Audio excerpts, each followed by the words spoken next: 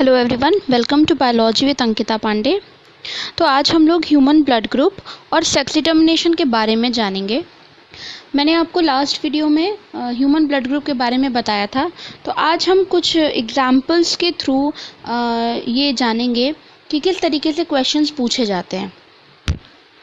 ठीक है, तो आइए चलते हैं अपने कंटेंट की तरफ। तो सबसे पहले आते हैं ह्यूमन ब्लड ग्रुप पे। हम जानते हैं कि humans are warm blooded animals. इसका मतलब ये है कि ह्यूमंस के जो बॉडी का टेम्परेचर होता है वो कांस्टेंट होता है। ठीक है, तो अब हम देखते हैं ह्यूमन ब्लड ग्रुप के बारे में। तो पूरे ह्यूमन पॉपुलेशन में 4 तरीके के ब्लड ग्रुप पाए जाते हैं, ए बी और ओ। तो इन चारों ब्लड ग्रुप के लिए 3 जीन रिस्पॉन्सिबल होते हैं, या आप ये कह सकते हैं कि 3 एलील रिस्पॉन्सिबल होते हैं। ठीक है, तो वो कौन कौन से एलील हैं? वो हो सकते हैं डोमिनेंट IA या IB, ये दोनों ही डोमिनेंट है, या रिसेसिव स्मॉल आई हम ए है तो उसमें 2 पॉसिबिलिटी हो सकती हैं। या तो उसका ब्लड ग्रुप डिसाइड करने वाला जो जीन है वो दोनों डोमिनेंट हो, या फिर ये वाली कंडीशन हो। अगर बी है तो हेट्रोजाइगस कंडीशन हो सकता है। अगर AB ब्लड ग्रुप है तो उसमें दोनों ही डोमिनेंट होंगे, और अगर किसी का ब्लड ग्रुप O है तो दोनों ही रिसेसिव होंगे। तो ये मैंने आपको बताया था कि ये मल्टीपल एलिलिज्म भी शो करता है। मल्टीपल एलिलिज्म, इसका मतलब ये है कि एक कैरेक्टर को डिसाइड करने के लिए 2 से ज़्यादा एलील पॉपुलेशन में प्रेजेंट हों तो उसको मल्टीपल एलिलिज्म कहते हैं, और ह्यूमन ब्लड ग्रुप उसका बेस्ट एग्जाम्पल है। उसके साथ ही साथ ये कोडोमिनेंस भी शो करता है। अब आइए देखते हैं कोडोमिनेंस कौन शो कर रहा है। तो AB ब्लड ग्रुप जो है वो कोडोमिनेंस शो कर रहा है। इसका मतलब ये है कि दोनों ही डोमिनेंट ब्लड ग्रुप का जीन आया है, मतलब ये कि दोनों ही एलील डोमिनेंट हैं, एक IA है और दूसरा IB है। तो दोनों ही अपना अपना एक्सप्रेशन करते हैं और ब्लड ग्रुप जो डिसाइड होता है वो होता है AB। ठीक है, तो अब हम देखते हैं क्वेश्चन कैसे पूछा जाता है। तो क्वेश्चन बहुत सारे कॉम्पिटिटिव एग्जामिनेशन अगर आपने दिए होंगे तो इस तरीके से क्वेश्चन पूछा जाता है कि if father having A blood group and mother is having O blood group, then what will be the possible blood group in their child। ठीक है, तो अब यहाँ पे फादर का ब्लड ग्रुप A है और मदर का ब्लड ग्रुप O है। तो ये हमारा क्वेश्चन है। ठीक है, फादर में 2 कंडीशन हो सकती हैं। हम यहाँ केस 1 ले लेते हैं, केस 1 या कंडीशन 1, और यहाँ केस 2 ले लेते हैं। तो अगर फादर का ब्लड ग्रुप अगर हम देखें A है तो उसमें एक ये पॉसिबिलिटी हो सकती है या तो होमोजाइगस कंडीशन हो, और या ये पॉसिबिलिटी हो सकती है कि हेट्रोजाइगस कंडीशन हो। लेकिन अगर O है तो ब्लड ग्रुप O, मदर का तो ब्लड ग्रुप वही होगा। यहाँ पे मैंने एक चीज़, इसको मैं सही करेक्ट करूँगी जी। तो हेट्रोजाइगस कंडीशन हो सकता है और मदर का तो यही कंडीशन रहेगा। तो अब हम देखते हैं इसमें जो गैमीट बनेगा फर्स्ट केस में वो एक ही टाइप का गैमीट बनेगा, ये गैमीट बनेगा, और यहाँ भी एक ही तरीके का गैमीट बनेगा। तो कोई भी किसी के साथ भी फ्यूज़ करेगा तो कंडीशन आएगी IA और स्मॉल I, और ब्लड ग्रुप होगा blood group A blood group. ठीक है, तो यहाँ से हमें पता चला कि चिल्ड्रन में पॉसिबल ब्लड ग्रुप A हो सकता है। लेकिन अब केस 2 देखा जाए तो यहाँ आप देख रहे हैं हेट्रोजाइगस कंडीशन है तो 2 तरीके के गैमीट बनेंगे, एक ये और एक ये, और फीमेल जो है वो एक ही तरीके का गैमीट बनाएगी जिसको होमोगैमेटिक कंडीशन कहेंगे, और मेल हेट्रोगैमेटिक होगा क्योंकि वो दो अलग अलग तरीके के गैमीट बनाएगा। तो यहाँ देखिए, जब ये वाला इसके साथ फ्यूज़ करेगा तब तो ब्लड ग्रुप ए होगा, लेकिन जब ये वाला इसके साथ फ्यूज़ करेगा तो ये कॉम्बिनेशन आएगी और ब्लड ग्रुप ओ हो जाएगा। तो आपके जो ऑप्शन होंगे उसमें ए और ओ दोनों होगा, ठीक है। तो अगर किसी का ब्लड ग्रुप ए है और मदर का ब्लड ग्रुप ओ है तो पॉसिबल चिल्ड्रन में जो ब्लड ग्रुप है वो ए और ओ हो सकता है।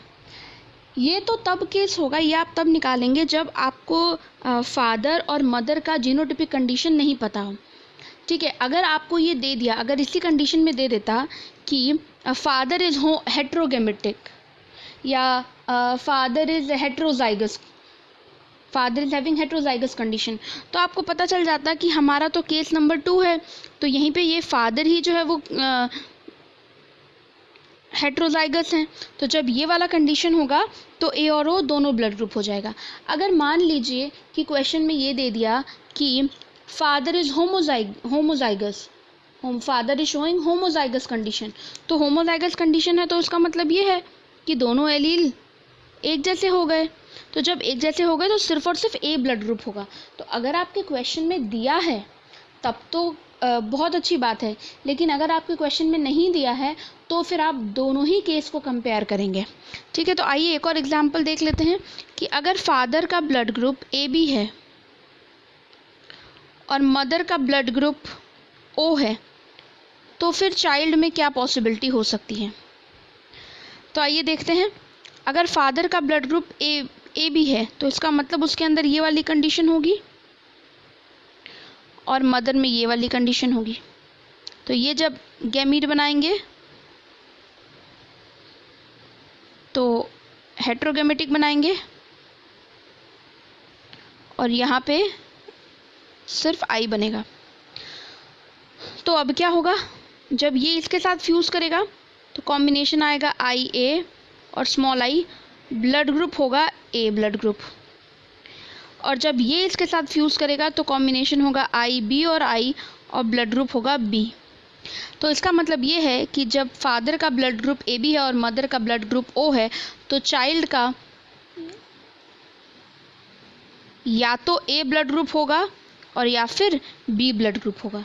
तो इस तरीके से आप क्वेश्चंस को निकाल सकते हैं एंड प्रेडिक्ट कर सकते हैं कि अगर आपको फादर और मदर का ब्लड ग्रुप पता है तो आप ये बता सकते हैं कि किस तरीके से हम प्रेडिक्ट कर सकते हैं कि चिल्ड्रन में कौन कौन से ब्लड ग्रुप की पॉसिबल आउटकम्स हो सकती हैं, ठीक है। तो इस तरीके के क्वेश्चंस आपको बहुत सारे कॉम्पिटिटिव एग्जामिनेशन में मिल जाते हैं। तो आप डिफरेंट कॉम्बिनेशन की प्रैक्टिस करेंगे तो आपका कॉन्सेप्ट बहुत अच्छे से क्लियर हो जाएगा। अब हम आते हैं sex determination in human beings में।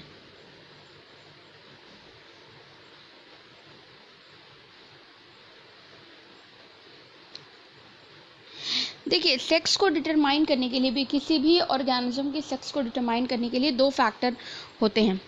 पहला फैक्टर होता है इन्वायरमेंटल फैक्टर, जिसमें कि टेम्परेचर आ जाता है, या एग को आप ऐसा टेम्परेचर दीजिए तो वो फीमेल में डेवलप हो जाए, एग को एक पर्टिकुलर टेम्परेचर दीजिए तो वो मेल में डेवलप हो जाए। तो इस तरीके से इन्वायरमेंटल कंडीशन भी आता है और उसके साथ साथ जेनेटिक कंडीशन भी आता है। जेनेटिक कंडीशन या जहाँ क्रोमोसोम्स डिसाइड करते हैं, सो क्रोमोसोमल डिटर्मिनेशन भी कह सकते हैं, जेनेटिक कहिए या क्रोमोसोमल कहिए, जहाँ पे क्रोमोसोम डिसाइड करते हैं कि जो ऑर्गेनिज्म है उसका सेक्स क्या होगा। तो ह्यूमन में इन्वायरमेंटल का एक सबसे अच्छा एग्जाम्पल स्नेल है और जेनेटिक का एग्जाम्पल है ह्यूमन। तो आइए हम देखते हैं कि ह्यूमन में किस तरीके से सेक्स डिटर्मिनेशन होता है। ह्यूमन में जो मेल है उनके पास 44 पेयर के साथ साथ टोटल नंबर ऑफ क्रोमोसोम 46 होते हैं, मतलब 23 पेयर। तो हम ये कह सकते हैं कि 22 pair plus XY condition male में होती है और फीमेल में ये कंडीशन आती है। ठीक है, तो ये जो 22 पेयर हैं ये दोनों में कॉमन होते हैं और इनको ऑटोजोम्स कहते हैं। ऑटो मतलब सेम, ठीक है, और जोम्स मतलब क्रोमोजोम्स। और ये जो हुए लास्ट पेयर, इनको सेक्स क्रोमोजोम कहते हैं।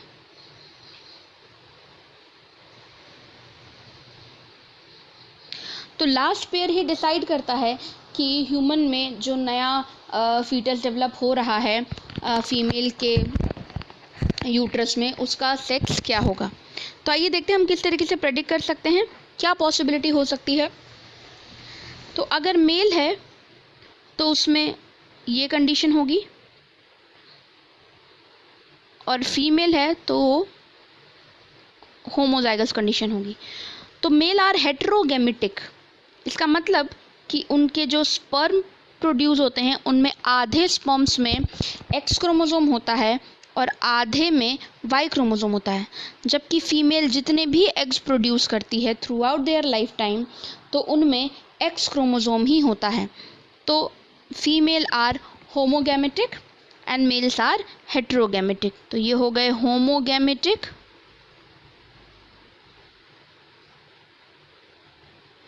और ये हो गए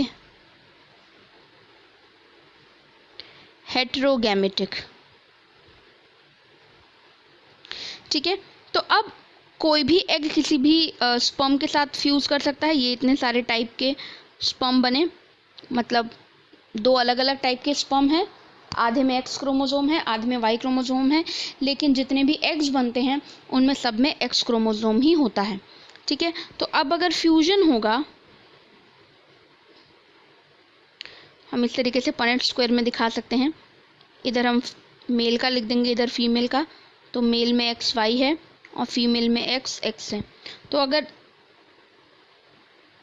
फर्स्ट वाला फ्यूज़ करेगा तो X X female, X Y male, X X female और एक्स वाई मेल। इसका मतलब ये है कि 50% चांस है कि कंडीशन एक्स एक्स आए, मतलब फीमेल फीटस डेवलप हो, और 50% चांस है कि एक्स वाई हो और मेल में डेवलप हो। तो आप यहाँ देख सकते हैं कि Y chromosome is responsible for maleness, मतलब स्पर्म कौन सा क्रोमोसोम लेकर आ रहा है उस पर डिपेंड करता है सेक्स ऑफ द फीटस। क्योंकि फीमेल के पास जितने भी एग्स बन रहे हैं उनमें तो एक्स क्रोमोसोम ही होता है। तो मेल अगर एक्स क्रोमोसोम लेकर आता है, मतलब मेल जो स्पर्म है अगर वो एक्स क्रोमोसोम लेकर आ रहा है तो फीमेल में डेवलपमेंट होगा। ठीक है, अगर वाई के साथ फ्यूज़ करता है तो मेल में डेवलप होगा। तो यहाँ पर हम ये कह सकते हैं कि male chromosome is deciding factor, not the female. लेकिन हमारे यहाँ समाज में आज भी बहुत जगहों पर फीमेल को ही ब्लेम किया जाता है लड़कियों के लिए। But the truth is female are not responsible for determining the sex. Okay, the chromosome which is there in the sperm decide कि फीटस में किस तरीके का सेक्स होगा, वो मेल होगा या फीमेल होगा। ठीक है, तो ये थी पूरी कंडीशन सेक्स डिटर्मिनेशन की। आई होप आपको दोनों ही कॉन्सेप्ट, ब्लड ग्रुप और sex determination in human being समझ में आ गया होगा। ओके, तो आज के लिए बस इतना ही। Thank you so much everyone.